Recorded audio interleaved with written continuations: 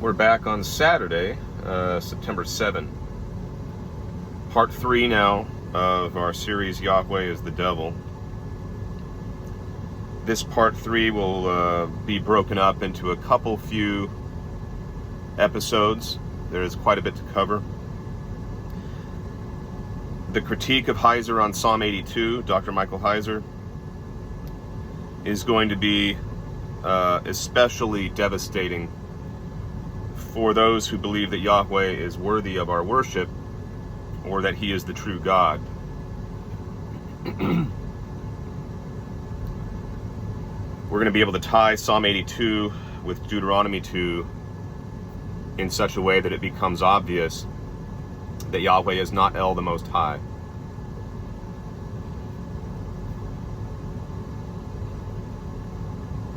So basically, Stark starts with Heiser's comments, his opening quotation of the first verse of Psalm 82, which reads as follows: God stands in the divine council.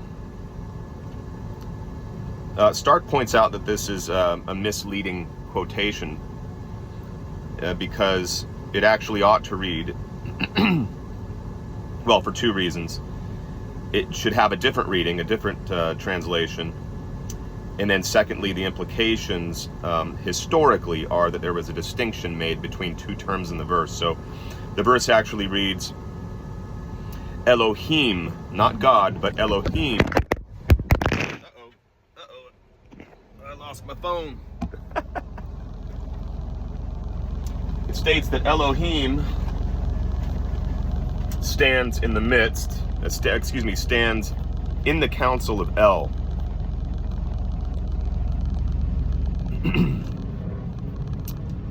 Well, in addition to this original distinction that I am making, and many biblical scholars are making, regarding what we're calling the original or oldest distinction between the terms Elohim and El, Elohim referring to Yahweh and the Most High as El or El Elyon. Later Jewish tradition also recognized that there was a distinction. They drew, of course, the distinction differently, however. So like in the later Qumran period, the distinction was actually made in terms of Melchizedek and then the Most High El. So Elohim was a reference to this angelic, priestly Melchizedek figure, while El referred to the Most High of Israel.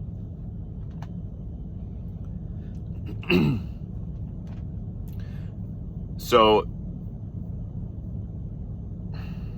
Heiser registers his disagreement with this distinction from Psalm 82 by arguing that Yahweh must be the Most High. He must have been the one to preside over the divine council in Psalm 82 because he is seen to exercise a prosecutorial role.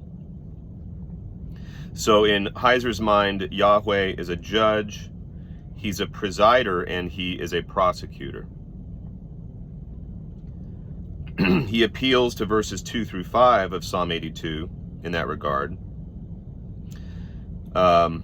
showing that Yahweh is supposedly issuing a judicial sentencing, which he does.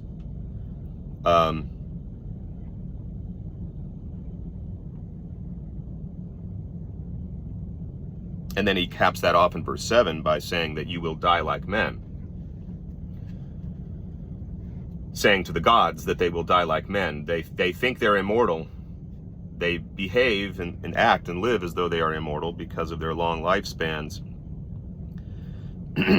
But he says they will die like men, which is also a threat. He is taking on the council, and that becomes very clear as we move forward. Stark's response to this is that Heiser's objection ignores the Ugaritic Baal cycle, meaning referring to the Canaanitic god Baal, B-A-A-L,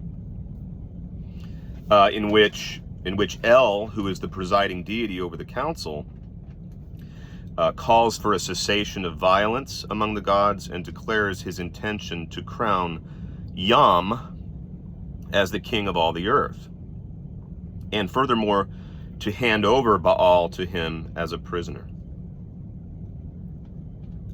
However, as we see in the Baal cycle, Baal actually rebukes the entire council. He gets up and he delivers an impassioned speech. He condemns the judgment, or El's intention. He excoriates the council for their lack of will in exercising justice. He declares himself to be, well, he ascends to the throne himself, declares himself king, and then challenges Yam to a duel and defeats him. Challenges him to mortal combat. Well, may not have been mortal in this case, but he does defeat him. I don't recall how that combat exchange ended. But in any case, Psalm 82, Stark concludes, may just as well be reflective of El's impotence in the face of Baal in the Baal cycle. So we may be looking at a biblical mirror image of that event in the Ugaritic Baal cycle. Heiser thinks it is highly significant that Yahweh is called unto to arise or rise up and judge the earth, as it says in verse 8 of Psalm 82. Therefore, thinks Heiser, he, Yahweh, must be the presiding judge over the divine council. Stark makes a few very poignant points here in reply, saying the presider sits. The presider doesn't stand. And yet that was not Yahweh's position at the very beginning of Psalm 82. At the beginning of Psalm 82, Yahweh is seen standing. Secondly, the call to arise and judge the earth does not necessarily indicate that Yahweh was seated at all. It may be used here in the text as an expression that could just as well take on the connotation of rising to the challenge or rising up to do battle. Thirdly, Yahweh, again, as we mentioned, Yahweh's standing posture was not the posture of the presiding deity, would not have been the posture of the presiding deity. And furthermore, Yahweh is seen standing, quote, in the midst of the gods. So far from presiding over them, Yahweh is actually one of them.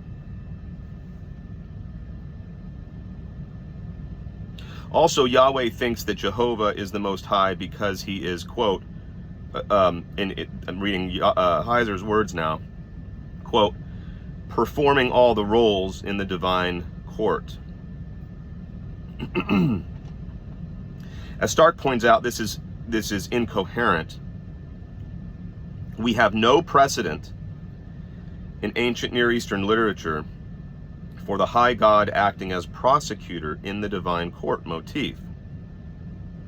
We do, however, have precedent for warrior deities with royal aspirations taking judgment into their own hands and ascending to the throne.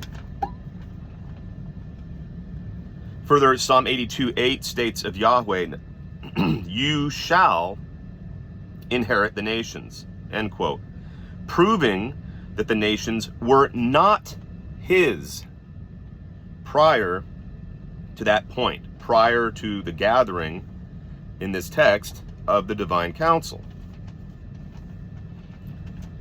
This dovetails then with Deuteronomy 32 as the background, in which all of the gods, the 70 gods, receive a portion of the earth as their inheritance, like we see Yahweh doing in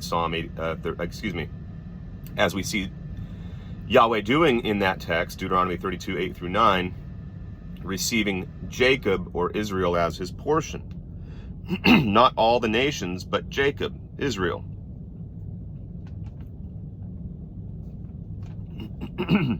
So what we're seeing in Psalm 82 is Yahweh is not satisfied with his portion Jacob.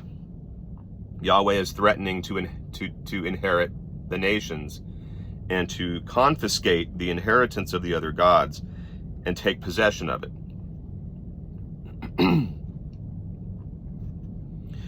Now I'm going to deviate a little bit here from the text just to make a comment.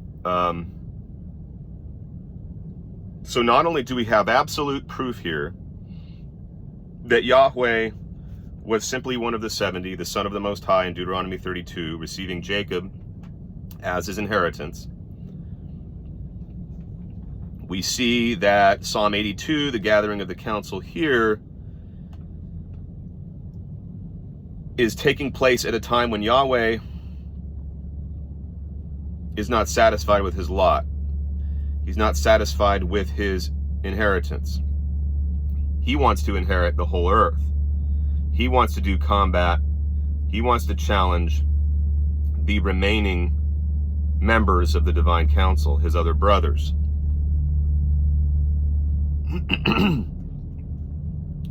And so that is why Psalm 82:8 declares, "You shall inherit the nations." That being the case, we now can understand correctly texts in the New Testament which declare that Satan is the god of this world.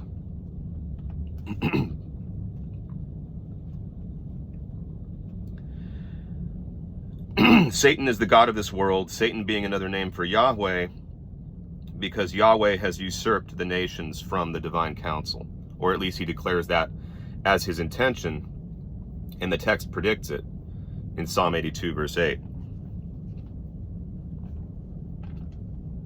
Okay, so returning to the debate or discussion here, this back and forth between Heiser and Stark,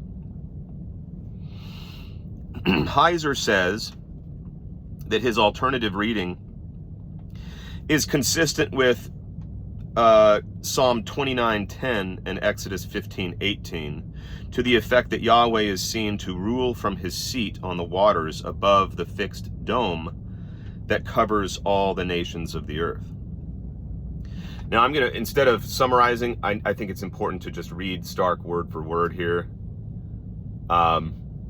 He says this: once again, Cross, Rolston, and numerous other scholars argue. Wait, let me make sure I'm starting in the right place here.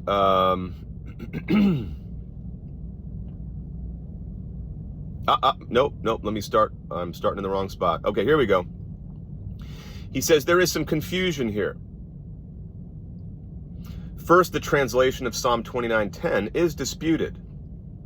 It is often rendered, Yahweh sits upon the flood, Yahweh sits as king forever and ever.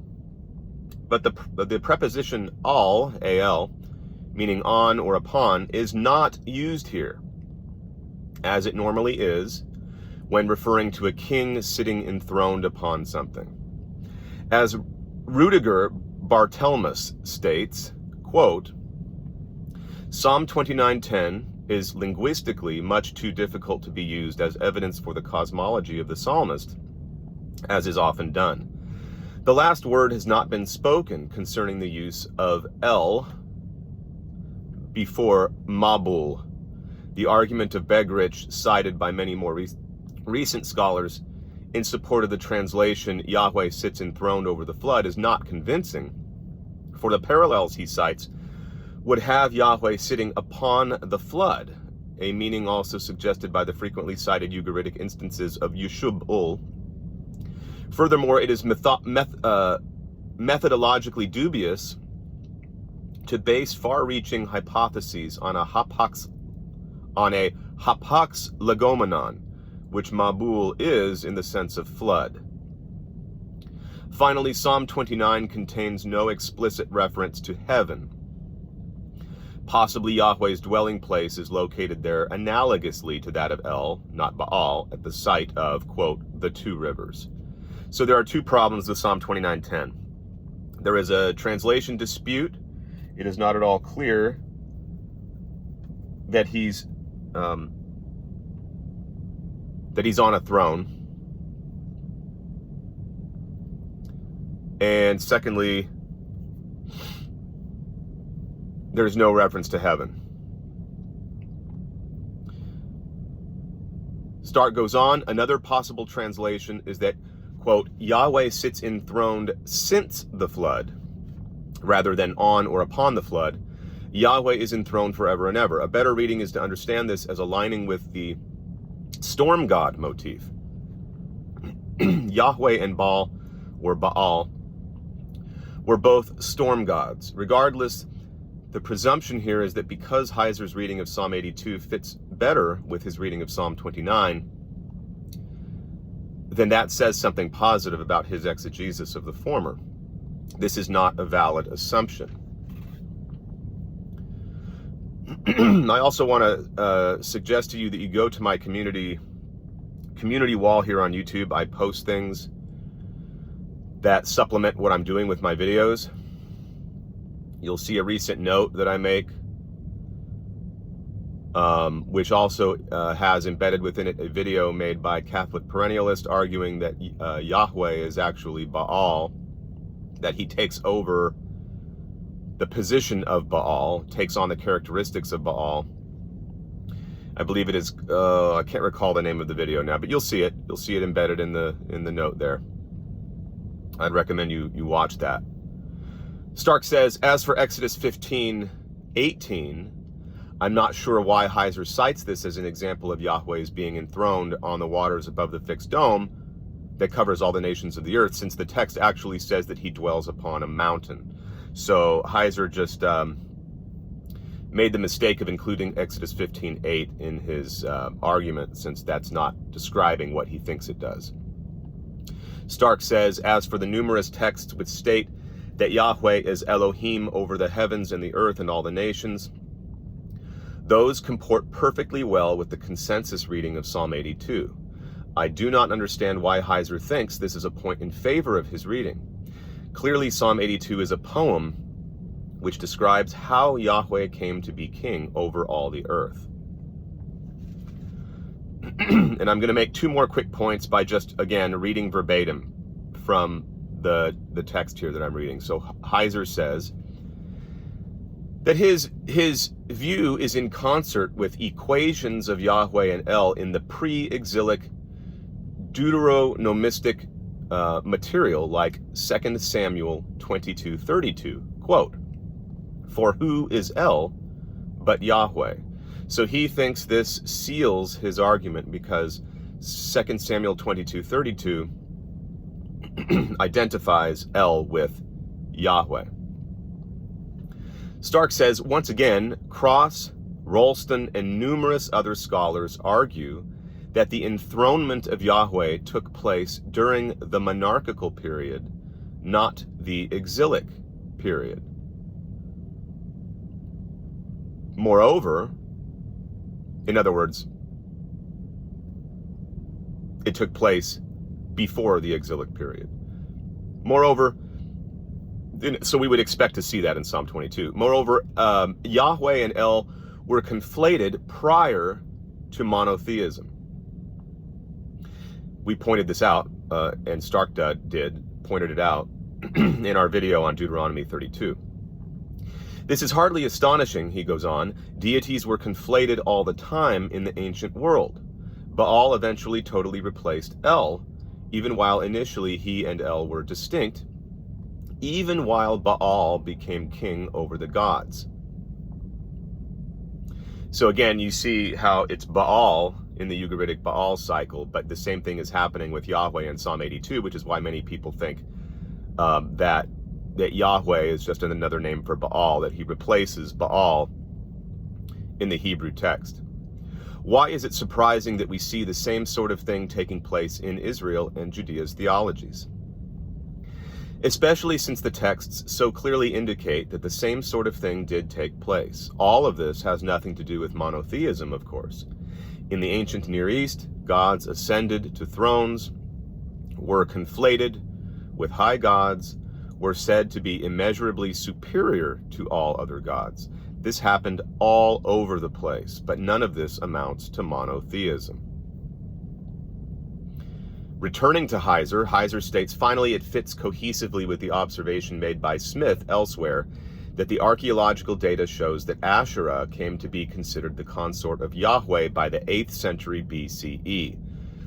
So he thinks that because Asherah becomes the consort of Yahweh so early, prior to strict monotheism, that this is a strike against, or am I reading that correctly? Hold on, I may be having a brain fart here. Let me just continue and read Heiser. To quote Smith, Asherah having been a consort of El, oh yes, okay, because Asherah would have been a consort of El, and this is happening before the exile, therefore El must be Yahweh. So Stark responds with this. Once again, the point is irrelevant. Obviously, Smith, who makes the distinction, understands the distinction between the conflation of El and Yahweh on the one hand, and monotheism on the other. Once again, here is the progression. What biblical scholars are seeing is a 4-step progression. At least Rolston is one of those scholars who do, or Smith. First, Yahweh as up-and-coming junior deity in the pantheon of El Elyon. The second phase shows Yahweh as enthroned over the nations, which is basically Psalm 82, yet still distinct from the high God El. So that would correspond to Psalm 82. The third phase has Yahweh and El Elyon conflated, and then finally, the development ends with step 4, monotheism. All of steps 1 through 3 occurred well before the exile, and Rolston at least argues that 4 occurred just prior to the exile as well. Moreover, not even the concept of a God's dominion over the whole earth necessitates a conflation with the high God or high gods. For example, in the introduction to the Code of Hammurabi, Marduk is clearly subordinate to the high gods. Nevertheless, he is given dominion over the whole earth. This is imperial rhetoric, and so he quotes the text saying, when Anu the sublime, king of the Anunnaki, and Bel, the lord of heaven and earth, or Baal, who decreed the fate of the land, assigned to Marduk, the overruling son of Ea, or Enki, god of righteousness, dominion over earthly man, and made him great among the Igigi, they called Babylon by his illustrious name, made it great on earth, and founded an everlasting kingdom in it, whose foundations are laid so solidly as those of heaven and earth. Then Anu and Bel called by name me, Hammurabi, the exalted prince who feared God, to bring about the rule of righteousness in the land, to destroy the wicked and the evildoers, so that the strong should not harm the weak, so that I should rule over the black-headed people like Shamash. And Shamash is god of the Moabites too. I think you see that in one of the kings, 1st or 2nd Kings. And enlighten the land to further the well-being of mankind. End quote. Thus, it is clear that even when Yahweh is described as king over all the earth, this does not mean that he has yet been conflated with the high god El or El Elyon. So we're going to stop here. We actually, I think, did cover all the material specific to Psalm 82, at least those texts in which Psalm 82 is really the sole point of contention. But there is more to the back and forth that I want to go into, which has more interaction between Psalm 82, contrasting and comparing between Psalm 82 and Deuteronomy 32. So that's where we'll stop, and we'll pick up in the next video.